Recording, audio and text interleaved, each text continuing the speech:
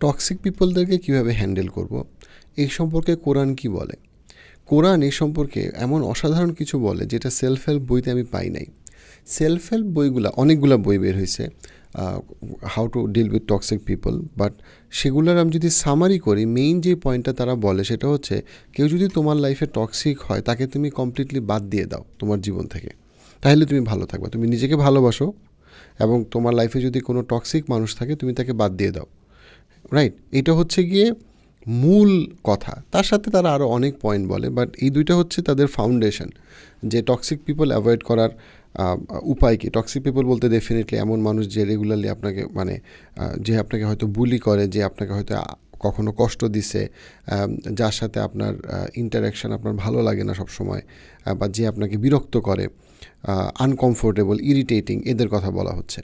কিন্তু এই জিনিসটা ডেফিনেটলি কিছু কিছু কিছু কনটেক্সটে এই জিনিসটা একটা ভালো বুদ্ধি, বাট অনেক কনটেক্সটে এটা ভালো বুদ্ধি না। এবং এক্সাম্পল দিই, ধরেন আপনার সিচুয়েশনটা এরকম যে আপনার হাজব্যান্ড টক্সিক এই সেন্সে যে সে আপনাকে মারে না, সে মদ খায় না, সে পরকীয়া করে না, কিন্তু সে মাঝে মাঝে বিরক্তিকর কথা বলে।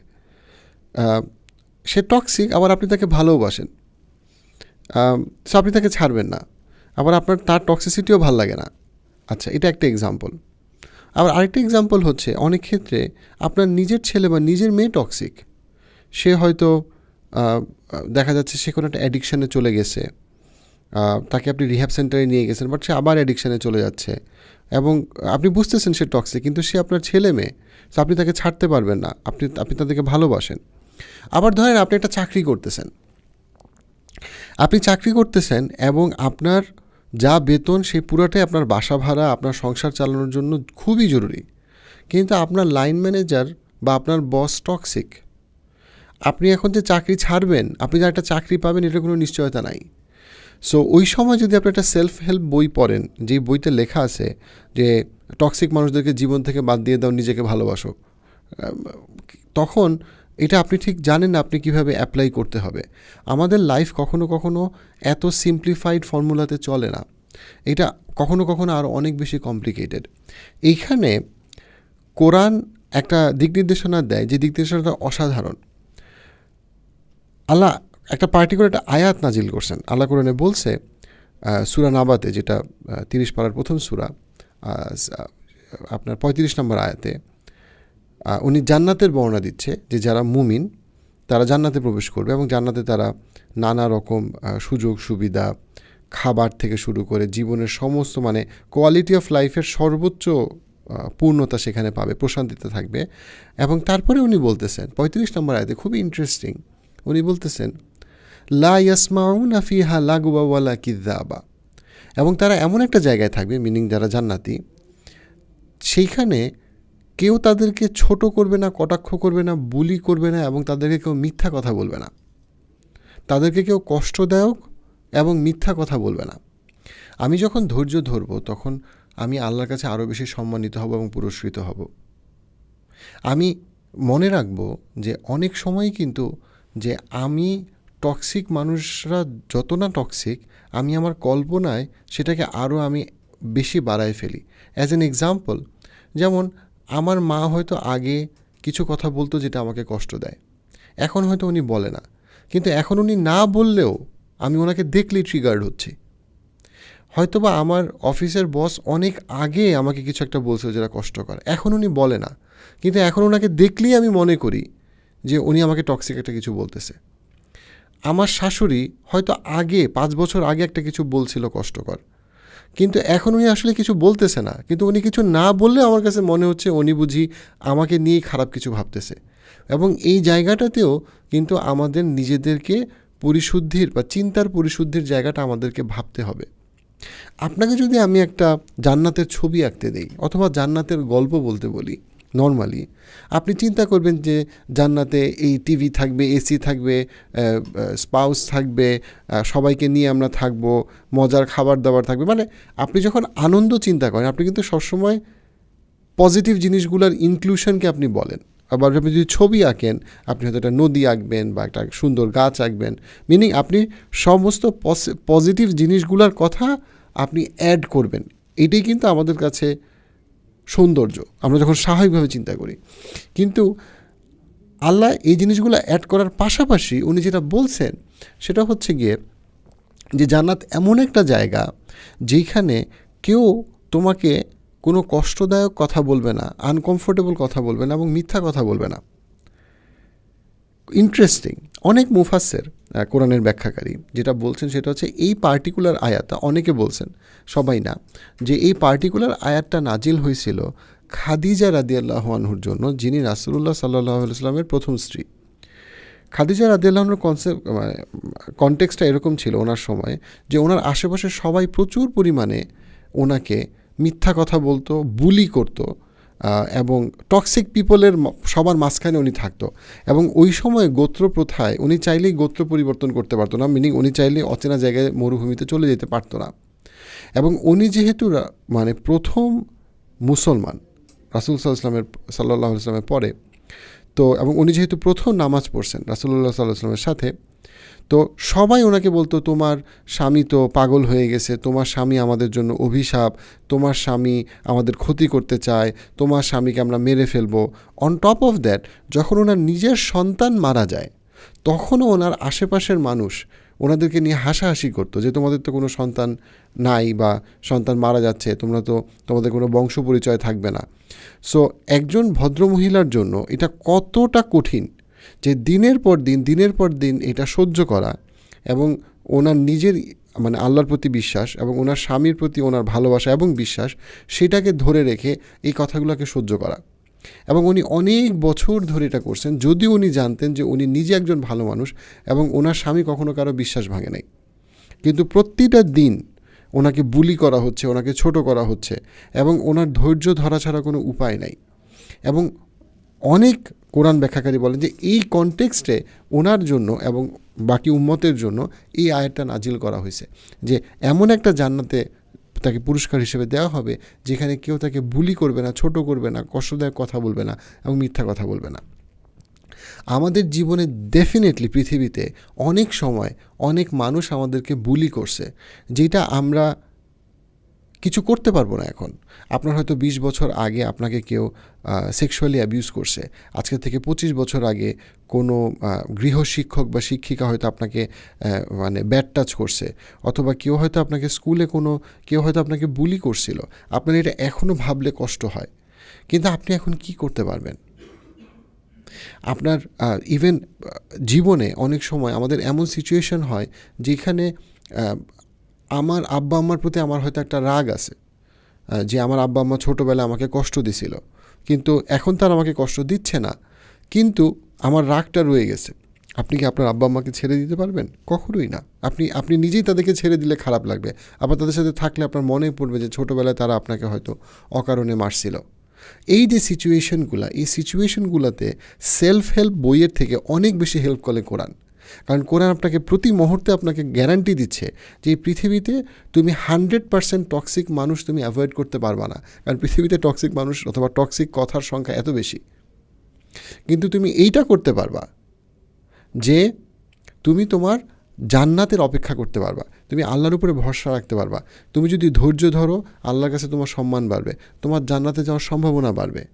তোমাকে অনেক জায়গায় তোমাকে ধৈর্য ধরতে হবে। যেই জায়গাতে তুমি সিচুয়েশান অ্যাভয়েড করতে পারো, টক্সিক পিপল অ্যাভয়েড করতে পারো, যদি লেটস সে তুমি একটা চাকরি করতেছো, সেখানে তোমার বস টক্সিক, তুমি জানো তুমি আরেকটা চাকরি পাবা, অবশ্যই তুমি চাকরি ছেড়ে দিতে পারো। তুমি দেখতেছো যে তোমার হাজব্যান্ড অথবা তোমার ওয়াইফ তোমাকে অসম্ভব রকম ডিসরেসপেক্ট করে এবং তোমাকে বুলি করে এবং তোমাকে অসম্মান করে, এবং তোমার জন্য যদি ডিভোর্স তোমার কষ্ট কমায়, অবশ্যই ডিভোর্স একটা সমাধান হইতে পারে। কিন্তু ওভারঅল আমি কি পৃথিবীর সমস্ত টক্সিসিটি বন্ধ করতে পারবো না। অ্যাবসোলুট সেন্সে আমি পৃথিবীকে যদি আমি টক্সিক সব কিছু থেকে আমি বাদ দিতে যাই, দেন আমার একমাত্র উপায় হচ্ছে একা থাকা। আর আমি যদি একা থাকতে যাই, দেন লোনলিনেস স্কিলস। লোনলিনেস একটা মানুষকে সাইকোলজিক্যালি মেরে ফেলতে পারে, এটা হার্ভার্ডের একটা রিসার্চ দ্বারা প্রমাণিত। সো লোনলিনেস মানুষকে অনেক কষ্ট দিতে পারে। সো অ্যাবসোলুট লোনলিনেস আমরা চাই না। আবার মানুষের সাথে মিশতে গেলে মানুষ টক্সিক, এখানে আমি কী করব? আমাকে ধৈর্য ধরতে হবে অনেক জায়গায়। একদিকে যেমন সত্যি আমি আমার ফ্রেন্ডদের মধ্যে ফিল্টার আউট করব যে কারা আমার জন্য পজিটিভ, আমি আমার অফিস কলিগদের মধ্যে ফিল্টার আউট করব। অ্যাট দ্য সেম টাইম আমি বোঝার চেষ্টা করব যে অ্যাবসোলুট সেন্সে একমাত্র আল্লাহই আমাকে ওরকম একটা জান্নাত দিতে পারে যেই জান্নাতে কোনো রকম কোনো টক্সিসিটি নাই, এবং আমাকে সেটার জন্য ধৈর্য ধরা এবং আল্লাহর কাছে ধৈর্যর জন্য দোয়া করা, ধৈর্য বাড়ায় দেওয়ার জন্য, এটা একটা ভালো জিনিস। আমরা এমন একটা সময় বাস করি যখন যে কোনো রকম অ্যাডজাস্ট করাকে, আমরা অ্যাডজাস্ট করব এই বিষয়টাকেই আমরা মনে করি পরাধীনতা বা পরাধীনতাকে মেনে নেওয়া। বাট আমাদের জন্য আসলে এটা ভালো চিন্তা না যে সবসময় পরাধীনতার শিকল ছিন্ন করে তুমি একেবারে স্বাধীন হয়ে যাও। অনেক ক্ষেত্রে এই স্বাধীনতা মানে হচ্ছে একাকিত্বকে বরণ করা, যে একাকিত্ব ইটসেলফ টক্সিক হতে পারে। সো সেই জায়গাটায় ধৈর্য বাড়ানোর চেষ্টা করা, এটা সবসময় খারাপ না। অবশ্যই আপনি অবিচারকে মেনে নেবেন না, অবশ্যই আপনাকে কেউ থাপ্পড় মারবে আর আপনি চুপ করে বসে থাকবেন হাসি মুখে, এটা আমাদের ধর্ম বলে নাই, এটা আমিও বলতেছি না।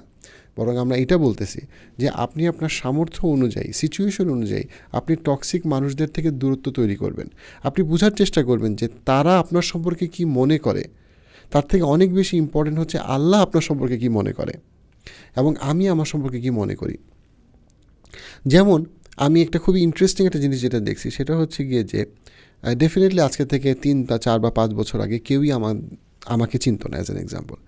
এখন যখন মানুষ কিছুটা আমাকে চিনতেছে সোশ্যাল মিডিয়ার থ্রুতে, বেশিরভাগই আমি দেখি অনেক মানুষ কোনো রকম কারণ ছাড়া আমাকে অসম্ভব পরিমাণে পছন্দ করে। আমিও অবাক হয়ে যাই এত পছন্দ করে কেন আমাকে। কারণ আমি যদি কিছু ভালো বলি, এটা আল্লাহর পক্ষ থেকে। সো আপনি যদি আমার কাছ থেকে কোনো ভালো কিছু শিখেন, এটা আসলে আমার গুণে না, এটা আসলে বেসিক্যালি কোরআন সুন্দর, আল্লাহ সুন্দর, এই জন্য আপনার কাছে সুন্দর লাগছে। আমি আমিন এমন কোনো অসাধারণ বা খুব ভালো কিছু করি নাই, অল্প অল্প চেষ্টা করতেছি, বাট তেমন আমি খুব বিশেষ কোনো মানুষ না। But at the same time একদিকে যেমন অনেক মানুষ অনেক বেশি পছন্দ করে আমাকে, যেটা যোগ্য আমি না, অ্যাট দ্য সেম টাইম অনেক মানুষ আমাকে অকারণে প্রচুর পরিমাণে অপছন্দ করে। বিভিন্ন জায়গায় লেখা পড়ে আমি বুঝতে পারি এটার কোনো কারণ নাই কেন তারা অপছন্দ করে, এবং তারা অপছন্দ করে এমন এমন কথা বলে যেটা খুবই ভিত্তিহীন এবং হাস্যকর। এবং আমি এটা দেখছি শুধু আমার ক্ষেত্রে না, যারাই একটু পরিচিত তাদেরকে নিয়ে মানুষ অনেক ক্ষেত্রে এমন অনেক কিছু বলে যেটা মিথ্যা, ভিত্তিহীন এবং কষ্টদায়ক। তাহলে কি আমি আমার কাজ বন্ধ করে দিব বা কথা বলা বন্ধ করে দিব? না, আমি আমার কাজ চালায় যাব। আপনি জীবনে যখনই অফিসে প্রমোশন পাবেন, আপনি যখনই জীবনে একটু আগায় যাবেন কোনো একটাভাবে, আপনি ধরেন আপনারা 100 জন অফিসে কাজ করেন, একজন প্রমোশন পাইল, তখন অন্য অনেকে তাকে নিয়ে খারাপ কথা বলে। দেখা যাচ্ছে ক্লাসে যে ফার্স্ট অথবা ক্লাসে যে সেকেন্ড হয় তাকে নিয়ে অনেকেই কোনো কারণ ছাড়া খারাপ কথা বলে অথবা অকারণে মিথ্যা অভিযোগ করে। এবং এই জিনিসটা সব ক্ষেত্রেই সত্যি, সবার ক্ষেত্রেই সত্যি যে আপনি জীবনে যখনই কোনো ভালো কিছু করতে যাবেন বা বড় কিছু করতে যাবেন যে কোনো জায়গা থেকে, তখনই আপনাকে প্রচুর পরিমাণে নেগেটিভ কথা শুনতে হবে, টক্সিক কথা শুনতে হবে। এবং আপনার ওই টক্সিক কথা যদি আপনি না শুনে থাকতে চান, আপনার একমাত্র উপায় হচ্ছে গিয়ে কিছুই না করা এবং একেবারে অদৃশ্য হয়ে যাওয়া, মানুষের থেকে দূরে থাকা। কিন্তু আপনি যদি মানুষের থেকে দূরে থাকেন, অনেক ক্ষেত্রে আপনার কাছে মনে হবে যে তাহলে তো আমার লাইফের তা কোনো পারপাস থাকলো না। সো আমাকে যেটা বুঝতে হবে সেটা হচ্ছে গিয়ে যে আমার যদি নিড ফর অ্যাপ্রুভাল, মানুষ আমাকে নিয়ে কি বললো, এটা নিয়ে যদি আমি অতিরিক্ত কষ্ট পাই, এইটা আমার ব্যক্তিত্বের দুর্বলতা। আমার যদি সবল করতে হয়, দেন আমাকে সবচেয়ে বেশি চিন্তা করতে হবে আল্লাহ আমার সম্পর্কে কি মনে করে এবং আমি আমার সম্পর্কে কি মনে করি। আমি যদি আল্লাহর সাথে সম্পর্ক বাড়াইতে পারি, দেন আল্লাহ আমাকে রহম করবে এবং আমি আমার নিজেকে প্রপারলি ভালোবাসতে শিখব। অনেকেই বলে যে আমি ভাইয়া মানুষের কথায় অনেক বেশি কষ্ট পাই, কি করব? নিজেকে ভালোবাসেন, ডেফিনেটলি নিজেকে ভালোবাসেন। অ্যাট দ্য সেম টাইম আপনি বোঝার চেষ্টা করেন আল্লাহ আপনার সম্পর্কে কী মনে করে। আল্লাহ যদি আপনাকে ভালোবাসে এবং আল্লাহ যদি আপনাকে কোনো সম্মান বা সম্পদ দিতে চায়, পৃথিবীর কেউ নাই যে আপনার কাছ থেকে সেই সম্পদ বা সম্মানটা নিয়ে যেতে পারবে। সো মানুষ তার স্বার্থে অনেক সময় আপনাকে অকারণে পছন্দ করবে অথবা অপছন্দ করবে। কিন্তু আপনি যদি আপনার নিজের ব্যক্তিত্বকে ধরে রাখতে পারেন এবং আপনি যদি বুঝেন যে আমার যে নৈতিকতা এবং আমার যে আত্মিক বিশ্বাস, আল্লাহর সাথে সম্পর্ক, তার সাথে যদি আমার যে কাজ তার যদি সুসম্পর্ক থাকে, আমার বিহেভিয়ার এবং আমার ভ্যালু যদি অ্যালাইন থাকে, দেন অবশ্যই আমি মানুষের কথায় অতিরিক্ত প্রভাবিত হব না। এই গল্পটা দিয়ে শেষ করছি। আমার একজন ক্লায়েন্ট, ছদ্মনাম ছবি, বয়স 15 থেকে 17-র মধ্যে যখন তার ছিল, তখন সে একটা ছেলের সাথে এলাকায় সে তার একটা প্রেমের সম্পর্ক হয়, এবং সেই প্রেমের সম্পর্ক থেকে তার বাবা মা রাজি ছিল না, সে পালিয়ে বিয়ে করে ফেলে। যখন পালিয়ে বিয়ে করে তখন তার বয়স 18 কাছাকাছি। তো তারপরে তার শুরু হয় জীবনে, মানে তারা প্রথম 6 মাস ভালোই ছিল, তার বাবা মার সাথে আমরা যোগাযোগ ছিল না। তারপরের 2 বছর তার জীবনটা অসম্ভব কষ্টের যায়, কারণ তার পরবর্তী সে জানতে পারে যে তার স্বামী, যাকে সে পালিয়ে বিয়ে করেছে, সে নেশায় আসক্ত এবং তাকে অসম্ভব বাজেভাবে মারধর করতো। কিন্তু তার লজ্জা লাগতো তার বাবা মাকে তার স্বামীকে নিয়ে খারাপ কথা বলতে, কারণ সে তো পালিয়ে বিয়ে করেছে, আবার সে কার কাছে যাবে। তো সেই জায়গাটা থেকে সে প্রায় 2-3 বছর, এর মধ্যে সে একবার প্রেগনেন্ট হয়, সেখানে তার অ্যাবর্শন হয়, তারপর সে আবারও প্রেগনেন্ট হয়। তারপরে প্রায় 22 বছর বয়স যখন তার, এভাবে তার স্বামী তাকে অনেক মারধর করতো, তখন সে একবার তার মা বাবাকে অনেক সাহস করে সে সব কিছু বলে। তারপরে তার মা বাবা মানে বিভিন্ন ব্যবস্থা করে, থানা পুলিশ করে, তারপরে তাকে ডিভোর্সের ব্যবস্থা করে এবং তাকে ফেরত নিয়ে আসে। এবং এই ঘটনাটার পরে, সব কিছুর পরে ছবি যখন কাউন্সেলিং করতে আসে, মানে রিকভারির জন্য, তো তখন আমি তাকে বলছিলাম যে তুমি যখন প্রথমবার পালিয়ে বিয়ে করলা, তখন মানে অনেক বিষয়ে আমরা কথা বলছিলাম, এমপ্যাথি বিল্ডিং, তারপরে মানে সব কিছু, আমরা ট্রমা রিকভারি কীভাবে করব, তার সাথে প্রায় 4টা সেশনের পরে আমি তাকে একবার বলছিলাম যে কেন তুমি ছেড়ে চলে, মানে বাবা মাকে ছেড়ে তুমি পালিয়ে বিয়ে করার সিদ্ধান্ত নিলা? তুমি কি জানতো না যে ছেলেটা আসলে একটু মানে এলোমেলো বিশৃঙ্খলা ধরনের? তো সে যেটা বলছিল, ছবি যেটা বলছিল সেটা খুব ইম্পর্টেন্ট। ছবি যেটা বলছিল সেটা হচ্ছে, আমার আব্বা আম্মাকে আমার খুব টক্সিক মনে হইতো। তারা খালি বলতো যে এইভাবে ঘুমাও, এইভাবে করো, এইভাবে পড়াশোনা করো। আমার ভাই বোনকেও আমার টক্সিক মনে হতো, তারা বয়সে অনেক বড়, আমাকে বিভিন্ন রকম ইনস্ট্রাকশন দিত, আমার ভাল লাগতো না। আমার ইচ্ছা মতো চলতে ভাল লাগতো, আমার যেভাবে ইচ্ছা আমি সেভাবে চলতে ভাল লাগতো। এই ছেলেটা তখন আমি যা করতে চাইতাম তাই আমাকে করার ব্যাপারে সাপোর্ট দিত, আমাকে কোনো ব্যাপারে কোনো রকম জাজমেন্ট করতো না, এবং আমি যেদিকে ঘুরতে যেতে চাইতাম, যা করতে যেতাম, সব কিছুকেই সে ফ্যান্টাসাইজ করতো। এই জন্য আমার কাছে মনে হয়েছে যে আমি যদি মানে বাবা মার থেকে বের হইতে পারি, তখন আমার কাছে আমার নিজের বাবা মার সাথে থাকাটা বন্দি থাকার মতো মনে হইতো। আমি জাস্ট এটা থেকে বের হইতে চাইছি যে কোনোভাবে। কিন্তু পরবর্তীতে আমি বুঝতে পারছি যে আমি তো মানে একেবারে মানে বাসা থেকে বের হয়ে একটা জেলখানায় গিয়ে ঢুকছি, যেখানে আমাকে ব্রুটালি টর্চার করা হচ্ছে। এই ঘটনাটা আমি এই জন্য বললাম যে অনেক সময় আমরা একটা পারফেক্ট লাইফ চাই, কিন্তু ওই পারফেক্ট লাইফ খুঁজতে গিয়ে আমি আমার জীবনে টক্সিক মানুষ তো কমাইতে পারি না, টক্সিক মানুষ আরও বাড়ায় ফেলি। সো আমরা অনেক সময় আমার জীবনের মান হয়তো 10-এ 7, ওই জীবনের মানটাকে আমি ঠিক করতে যাই খুব তাড়াতাড়ি, এবং ঠিক করতে গিয়ে আমি আমার জীবনের মানকে 10-এ 3 করে ফেলি। সো আমার লাইফ পারফেক্ট না, কারো লাইফ পারফেক্ট না। সবার লাইফে কম হোক বেশি হোক টক্সিক মানুষের উপস্থিতি আছে। কিন্তু আমি যদি হুইমজিক্যালি একটা ইউটোপিয়ান চিন্তা থেকে যে একদম সব বাদ দিয়ে একদম কি একটা জানি করে ফেলবো, হঠাৎ করে আমি একদম বিরাট একটা সিদ্ধান্ত নিয়ে নিলাম, সবাইকে বাদ দিয়ে দিলাম বা এরকম একটা কিছু, অনেক সময় আমরা আসলে নিজেদের জন্য আরও বড় বিপদ নিয়ে আসি। অবশ্যই আমার বাবা মা ভুল করতে পারে, অবশ্যই আমার স্বামী বা আমার স্ত্রী ভুল করতে পারে, অবশ্যই আমার ছেলেমেয়েও ভুল করতে পারে, আমার অফিসের বস ভুল করতে পারে। বাট আমি টক্সিক মানুষকে অ্যাভয়েড করতে গিয়ে আমি যদি একটা পারফেক্ট লাইফ চাই যেটা এক্সিস্ট করে না, তখন সেটা অনেক ক্ষেত্রে আমার লাইফে আরও ইমপারফেকশন এবং কষ্টকে আরও বাড়ায় দেয়। সো আমার যদি সবাইকে টক্সিক মনে হয়, আমার বাবা মা, ভাই বোন, বন্ধু বান্ধবী, অনলাইন অফলাইনে সবাইকে টক্সিক মনে হয়, তখন আমার আসলেই চিন্তা করা উচিত যে মেবি আমার যে মানসিকতা, আমার যে চিন্তা ভাবনা, হয়তো আমি ডিপ্রেসড, হয়তো আমি ট্রমাটাইজড, বা হয়তো আমি যেভাবে পৃথিবীকে অ্যাপ্রোচ করতেছি সেই অ্যাপ্রোচটা হয়তো আমার আরও পরিশুদ্ধ করা উচিত। হয়তো আমার চিন্তা করা উচিত যে কীভাবে আমি জীবনটাকে নিয়ে ডিফারেন্ট ওয়েতে ভাবতে পারি, যেন আমি ভালো থাকি এবং আমি সবাইকে নিয়ে একটা সুন্দর জীবন যাপন করতে পারি।